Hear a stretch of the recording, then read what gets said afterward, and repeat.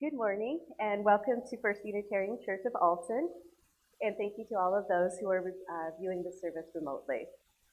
I'm Tracy Howe-Koch. I'm a worship associate at First UU Alton, and I've held many volunteer positions here. For those of you viewing for the first time, the First Unitarian Church is a small, lay-led congregation located in Alton, Illinois. We welcome everyone to this home of comfort, spirit, justice, and hope. We are Unitarian Universalists. We will begin with our prelude, and please join us with our song "Within a Shining Star" by in the Gray Hymnal, number 238. Oh, hold on a sec. We will sing that song at a later date. Joy is going to play as a prelude. Thank you, Joy.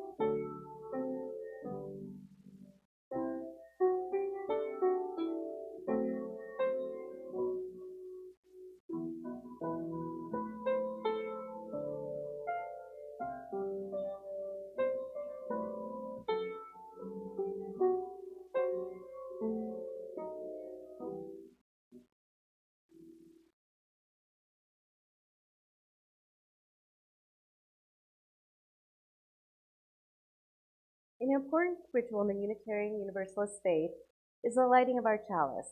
Unitarian Universalists have many different interpretations of the flaming chalice, including the light of reason, the warmth of community, the flame of hope. Join me in celebrating all of these reasons and more. Together, please recite our Unison Words by Deborah Durrell.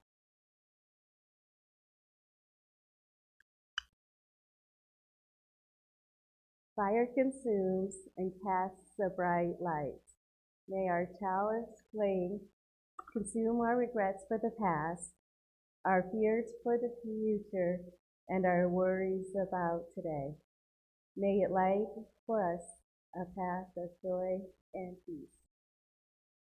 Our opening words today are by Donna Morrison Reed, called Christmas Spirit. Fill your heart like a vessel with the Christmas spirit. Take the time to let your vision be clear and your concern deepen. Allow your heart to overflow with all of their authentic gifts that this season has to offer. Let us stop the rush and allow the spirit of the season to enter our being. Let us clear our vision and deepen our concern. Let it move us away from our isolating concern for self to a relationship of love and care and wonder and joy with all of life around us. Join us in our opening hymn, number 233 in the Gray Hymnal, Bring a Torch, Jeanette Isabel.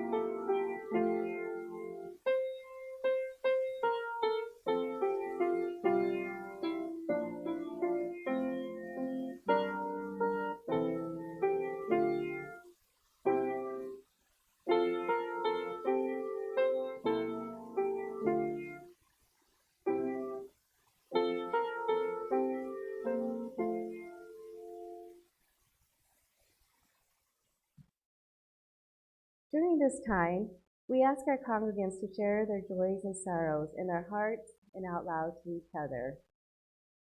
I'll pause for a minute for you to take a reflection, but I'd also like to share that we ask our special thoughts and prayers to all those affected by the terrible tornadoes that happened on Friday night and the discovery of all those who were injured and perished and their families and family members.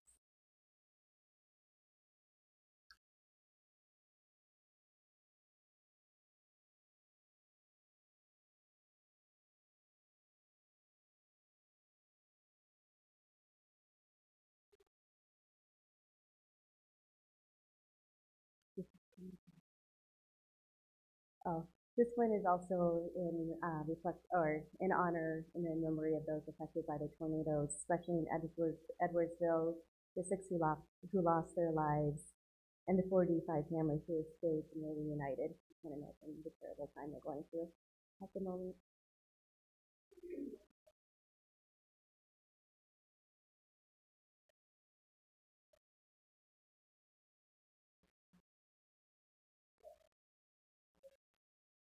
Oh, from the tornado? From the, terrible.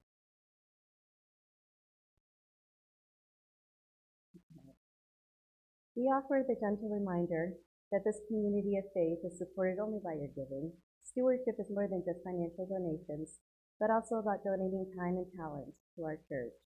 If you can't write a check, please help our church survive and thrive by offering your time to help maintain the building, help on the Stay or To Go task force, or help with worship on occasion. Please donate if you can with your time, talent, and or treasure. All are needed to help our church prosper. You can leave your gift at the basket as you exit or mail in your financial donation to our offices. If you are willing to donate your time and talent, please contact the board member and let us know what you can do to help us. Give what you will and what you are able, for you are generous people. Please join me in our offering prayer. May this offering equip us to inspire love and to seek justice. Our reading today is For So the Children Come by Sophia Lyon Foss. For so the children come, and so they have been coming. Always in the same way they come, born of the seed of a man and woman. No angels herald their beginnings. No prophets predicted their future courses. No wise men see a star to follow, where to find the babe that will save humankind. Yet each night a child is born is a holy night. Fathers and mothers, sitting beside their children's cribs, feel glory in the sight of a new beginning. They ask, where and how will this life end, or will it ever end? Each night a child is born as a holy night, a time for singing, a time for wondering, and a time for worshiping. Our second reading, Acts of Faith, Meditations for People of Color by Eliana Van Zandt.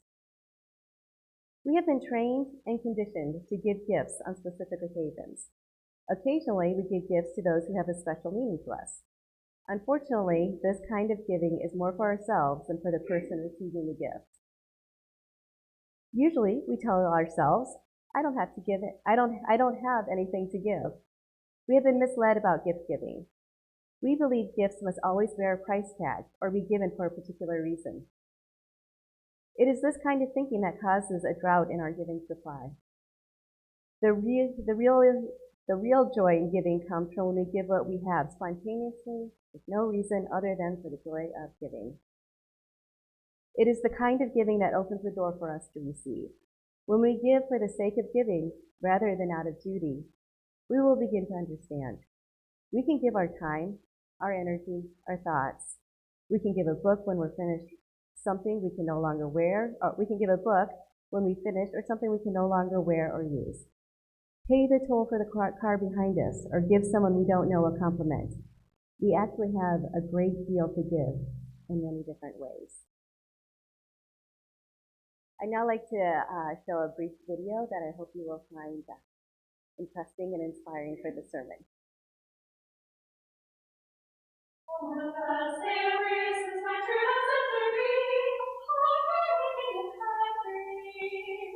the second day of Christmas, my true love sent to me. Two turtle doves and a partridge in a pear tree. On the third day of Christmas, my true love sent to me. Three French hens, two turtle doves, and a partridge in a pear tree. On the fourth day of Christmas, my true love sent to me. Four calling birds, three French hens, two turtle doves, and a partridge in a pear tree.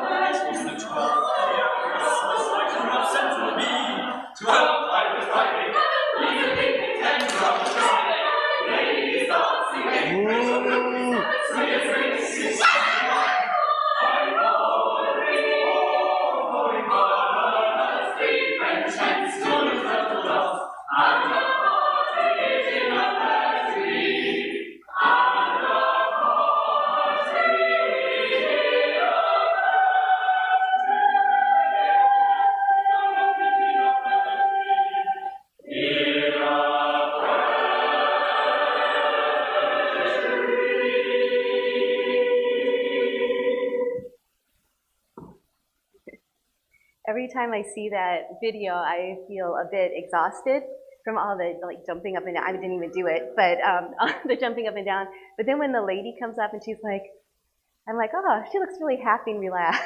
Like we all could use a good stretch like that at the holidays, and that much joy from it all. This is easily found on YouTube. If you just want to enjoy it later, you can. There's many versions of that song. But I thought it was a great entry into the sermon today, which is called The Partridge in a Pear Tree, Holiday Reflections on Gifts and Gift Giving. And this was originally given by Reverend Anthony Maker. And I particularly, this is my own feelings, I just particularly like this song because it simultaneously speaks of the simplicity of giving and the overwhelmingness of giving. That we have what we have on hand and the excessiveness that it can easily spread to. And that's what this sermon's gonna touch upon. And I liked how at the end, they're all just kind of exhausted. A lot of us are exhausted by the end of the whole gift-giving season. So take that to heart. Okay, on the 12th day of Christmas, my true love gave to me, and we'll do a quick refresher, 12 drummers drumming, 11 pipers piping, 10 lords leaping, 9 ladies dancing, 8 maids a-milking, 7 swans a-swimming, 4 geese a-laying, 5 golden rings, 4 calling birds, 3 French hens, 2 turtle doves, and a partridge in a pear tree. Christmas invites us to be like the true love of this song, someone who symbolizes his or her affections through giving that is not necessarily practical, but is nevertheless oh so thoughtful. A man climbs a tree to retrieve a robin's egg that matches his girlfriend's blue eyes. A father buys his son a BB gun even though he might shoot his eyes out. All are but versions of the archetypical gift of a partridge in a pear tree. All are echoes of evolutionary and historical forces that are ancient beyond anything of Christmas. Researchers say that evolution favors gift giving. We can clearly see this in the pattern of our closest aped relatives, the chimpanzees, where food is regularly given in exchange for grooming and sex. Gift giving strengthens relationships and improves chances of survival. Historically, one of the most fascinating illustrations of this is the potlatch, says New York Times writer Tara Parker Pope. For thousands of years, some native cultures have engaged in the potlatch, a complex ceremony that celebrates extreme giving. Although cultural interpretations vary, often the status of a given family in a clan or village was dictated not by how many possessions they owned, but instead who gave the most. The more lavish and bankrupting the potlatch, the more prestige gained by the host family. Christmas just wants to immerse us in these ancient patterns and rhythms. It wants us to move into a potlatch heart space, which is not so much about prestige as lavishness. Don't stop with just a partridge in a pear tree. Go all the way to the 12 drummers drumming. And why stop there? Why not go to day 13 and 14 and beyond? 12 boxers blaring, 12 trumpets, playing loudly, I guess, I don't know. But anyway, why not continue? Which is also why Christmas can trigger moral rebellion in us, or worse. When the partridge settles on the pear tree come Christmas time, what might we feel in our hearts is just not clear. It's just not cheer. Feelings are not unmixed. My hope for all of us is that we are able to allow ourselves to dwell in that wonderful Christmas potlatch heart space, but to get there, we need to address some difficulties. Think back to the gifts of that song. A partridge in a pear tree, 2 turtle doves, 3 collie birds, 4 French hens, 5 golden rings, etc. Now that is what I call a shopping list. But the really scary thing is how probably any one of our individual shopping lists for the seasons might rival that. Things to buy for immediate family and closest friends, things to buy for everyone else. The unwritten rules of gift giving can make us go from a single partridge in a pear tree to 12 lords a-leaping in the blink of an eye. Unwritten rule number 1. Someone gives you a gift, so now you feel you have to give them a gift. Unwritten rule number 2. You give a gift for one time, and now it feels like you have to continue to give a gift forever. Unwritten rule number 3. If you give a gift to one member of a group, like a family, friends, or coworkers, you need to give equal gifts to all. Now, I'm not saying these unwritten rules are rationally valid. I am saying that they have us in a powerful psychological grip. Therefore, the length of our shopping lists. Therefore, all the commercialism that sees itself as merely serving our interests, but in reality is only whetting our appetite for more and more and more. And therefore, the moral rebellion, which is just under the surface of something someone posted on Facebook recently. It's beginning to feel a lot like Christmas. I think I've memorized my credit card number. And to take a break here, unfortunately, I don't know how many of you shop online, but now you can just hit pay, and they remember it for you. You don't even have to memorize it anymore. That's how quickly it all adds up. More blunt is the way a survey from 2005 showed 4 out of 5 Americans think the holidays are way too materialistic. According to the Center for a New American Dream, which promotes responsible consumption, we're fed up. Now Christmas commercials and Christmas paraphernalia and everything Christmas are starting to appear before Thanksgiving and sometimes before Halloween. It's the Christmas creep, and it's all disturbing. But we are most definitely not the first generation to feel this way. Go back to 1850. Harriet Beecher Stowe, author of Uncle Tom's Cabin, wrote a short story about the problems posed by Christmas shopping. "Oh dear," sighs one of her the characters. "Christmas is coming in a fortnight, and I've got to think of presents for everybody. Dear me, it is so tedious."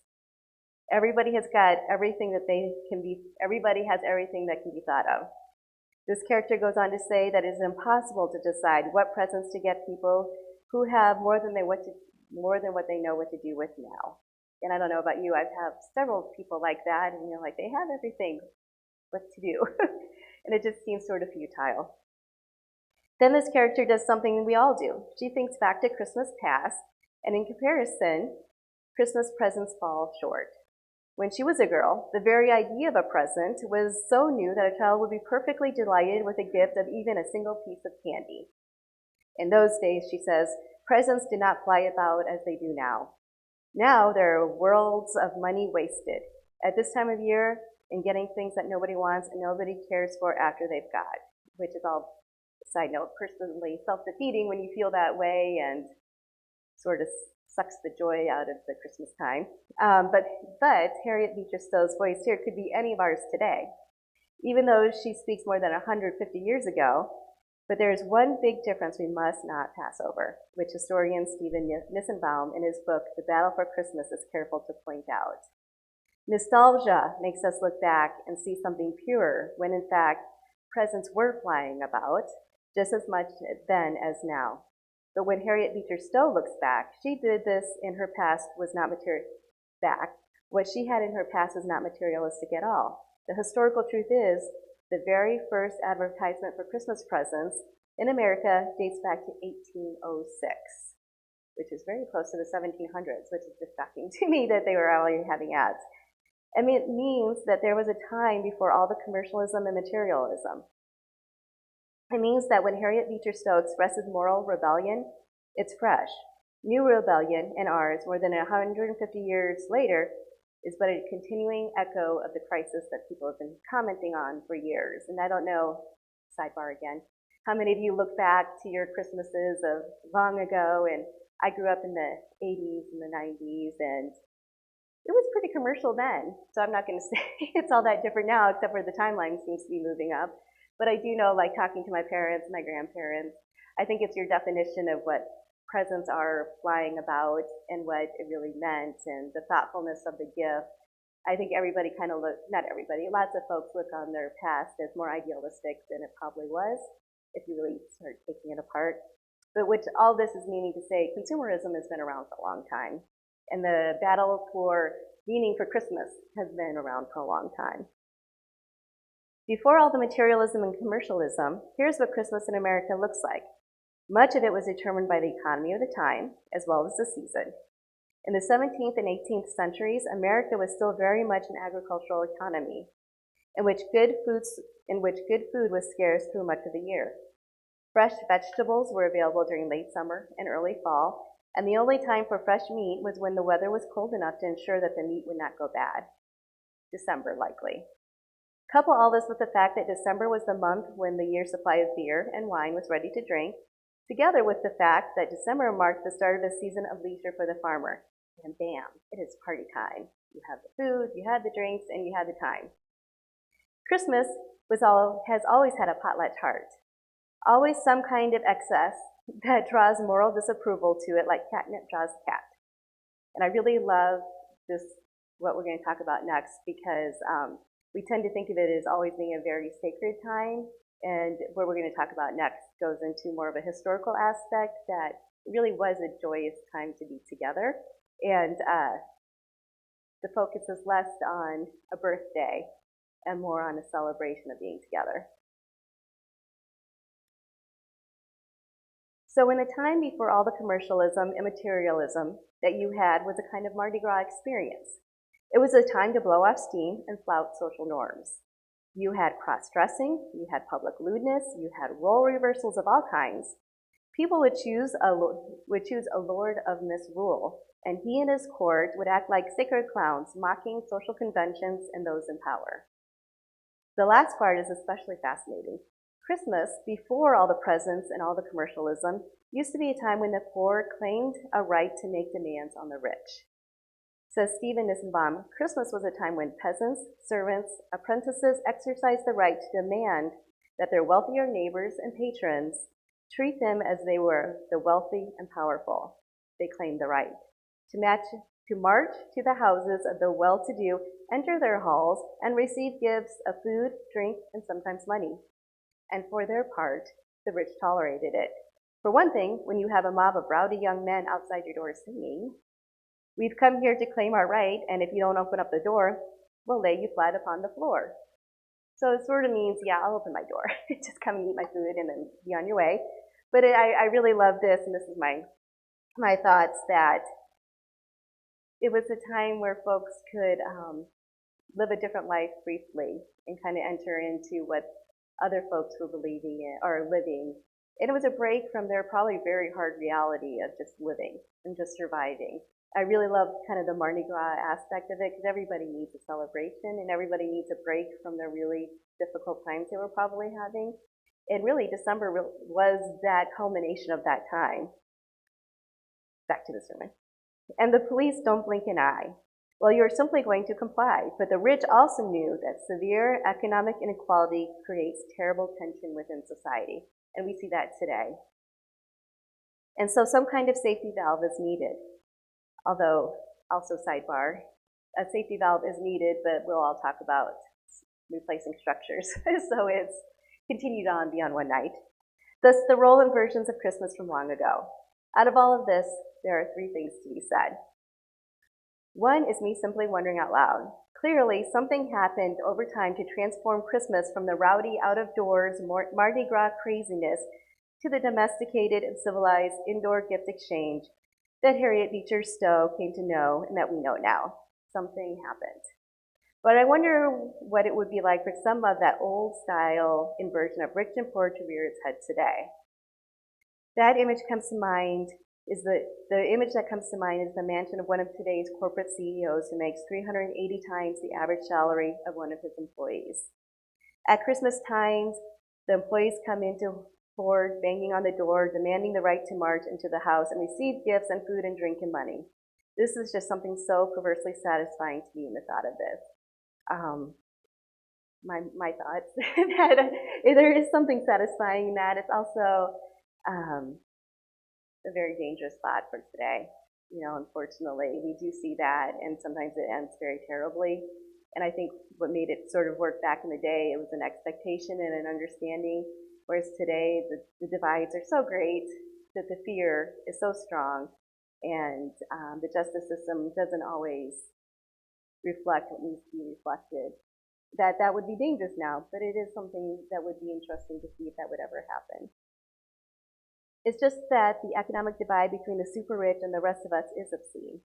The middle class struggling and disappearing, the poor still with us, and yet there's the super rich who just keep collecting their houses and their jets. It's bad for us all. This is not to be an indictment of capitalism or the right to keep what you earn. It is a call for decency, however. It is a call for finding the right balance between individual and corporate interests and the interests in the common good. I'm just wondering out loud whether we have lost a Christmas tradition that might serve us well today. When I found out about a Walmart in Ohio requested that its low-wage workers donate food to other low-wage workers so that no one would have to go without on Thanksgiving, I was outraged. Said a Walmart spokesperson, "This is part of the company's culture to rally around associates and take care of them when they face extreme hardships. Well, how about going ahead and paying them a living wage? That would be an even better way to rally around one's employees. Don't do charity, do justice." And there's a really big difference between those two. And I have to say, if my wondering out loud, you found yourself feeling uncomfortable, all I can say is that you're in good company. Misrule, social inversion is messy and chaotic. Our Unitarian Universalist ancestors did not like it either. And so, what the historical record shows us is that Unitarian and Universalists took the lead in reforming Christmas. Now, the alternative was to go to the route that the Puritans took, which was to ban Christmas altogether. They said, look, there is no biblical basis for December 25th being the day Jesus was born. We all know that. They said, listen, you'd have to be an idiot not to know that December 25th was the date when Romans and other pagans celebrated winter solstice. They said, come on, people. We all know that the early church made December 25th one of their own holidays so as to compete with these pagans and steal their thunder. Thus the need to purify things. This, coupled with all the immorality and craziness, led the Puritans down the road of, don't do it, not going to go there. But our forefathers and our foremothers did something different. As Stephen Nissenbaum says, in the forefront of those leading the movement were the Universalists. Largely a rural sect, Universalists openly celebrated Christmas from the earliest stages of their existence in New England. The Universalist community in Boston held a special Christmas Day service in 1789, even before their congregation was officially organized. The Unitarians were very close behind. Unitarians were calling for public observance of Christmas by about 1800. They did so in full knowledge that this was not a biblically sanctioned holiday and that December 25th was probably not the day on which Jesus was born. They wished to celebrate the holiday not because God had ordered them to do so, but because they themselves wished to. Classic Unitarian healthy self-esteem. And they celebrated in the hope that their own observance might help purge the holiday of its associations with seasonal excess and disorder. And it's very interesting to think about this because we often think of Unitarians as being misrule, social inversion, yay! But here we are actually pulling it back in and bringing it much closer to home and back to our biblical roots. In a way, understanding that December 25th was probably not the day, but still wanting to recognize it as an important, instant in history. So I feel it's like one of the few times that the Unitarian Universalists have pulled something back and made it less than what it could have been in an exciting way, I suppose. One of the best kept secrets about Unitarian Universalism is that in so many ways, Christmas, as we experience today, is the direct creation of our religion. Christianity has Easter, but Unitarian Universalism has Christmas. Not just because of the role it played in transforming the holiday from an out-of-doors, free-for-all to an indoor scene of loving domesticity centered around a gift exchange, but also in terms of popularizing the Christmas tree, the creation of Santa Claus, and the writing of some of our most beloved Christmas carols. And guess who wrote the immortal story of A Christmas Carol? A Unitarian, Charles Dickens. He makes Christmas focus not on the person of the Christ and not on fancy religious doctrine, but on the real, abiding essentials of spiritual living, like goodness and generosity and transformation. Well, of course, because he was a Unitarian, he had his spiritual priorities straight, which is probably why a side note again, why I like A Christmas Carol more than I like any other Christmas story, is because if you really look at it, it is exactly what the speaker is saying. It's about goodness and generosity and decency and treating the poor and as a person, as a human being, which I really appreciate. And here's where I see that there was all the outside stuff, we brought it in, but then we morphed it, once it was inside, to a spirit of generosity and giving. It might not have been the party atmosphere, but it kept the, idea of giving, of the generosity, of being together, of acknowledging something important. It might not have been as crazy and exciting as before, but it internally, and maybe that was a sign of the times too. Perhaps that's what folks needed. But did our Unitarian and Universalist forebears serve our country well in the ways they helped change the face of the holiday? They made it into something more focused on domestic gift giving that very soon, by the 1830s, ballooned into a materialistic and consumeristic excess. Ever since, we've been trying to figure out how to keep that excess in check. Advice abounds on how to make the holiday more simple and meaningful. Advice abounds on how to stay sane in the whole gift-giving and gift-giving scene. To cover some of this spice would be its own sermon. Here, I just want to answer the question, did our Unitarian and Universalist forebears serve our country well? I say yes. I say they did the best that they could. Faced as they were with the partridge in the pear tree, which looks like a tiny bird, but inside it is a huge song. So huge it overspills all our efforts to contain it. However, the season is celebrated with an out-of-doors misrule or indoors gift-giving exchange, or with maybe something entirely different 100 or 200 years from now. I bet the farm that the result will always be extreme and lavish in some way, because that's the spirit of the season. It's a tiny bird with a huge, huge song. Please join me now for hymn 275, Joyful is the Dark.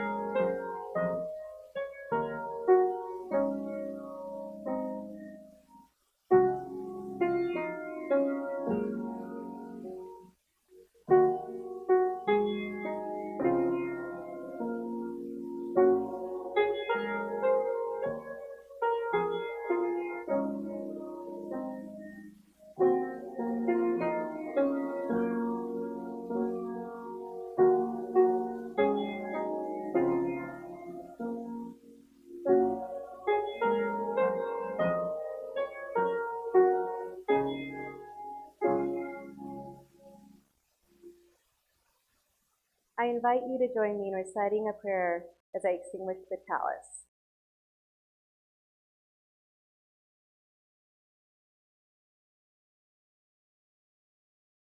The light of truth, meaning cannot be put out.